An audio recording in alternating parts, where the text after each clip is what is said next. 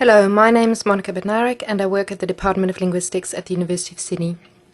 This screencast belongs to a series called Key Concepts in Corpus Linguistics, and the topic for this screencast is n-grams and p-frames.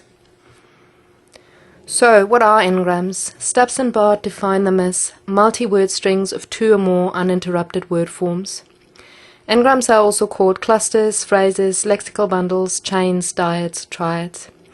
In essence, n-grams are longer syntagmatic structures rather than single word forms, and they are combinations of n words. For instance, the use of is a trigram or 3-gram, and at the same time is a tetragram or 4-gram.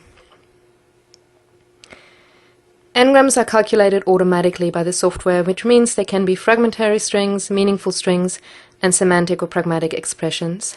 For example, the hell are you would be a fragment, a number of is meaningful and has grammatical function, and thank you is a pragmatic expression of politeness. But as O'Keefe et al. Also point out, even fragments are important clues as to how interaction unfolds. Here is an example of what a list of tetragrams might look like, in this case taken from a news corpus. Again, you can see a combination of fragments and meaningful units. So that's n-grams, but what are p-frames? P-frames or phrase frames are groups of n-grams that are distinguished by one word in the same position. For example, the p-frame at the star of includes the variants at the end or at the beginning of. The star is what's called a wildcard and can stand for any word occurring in that slot.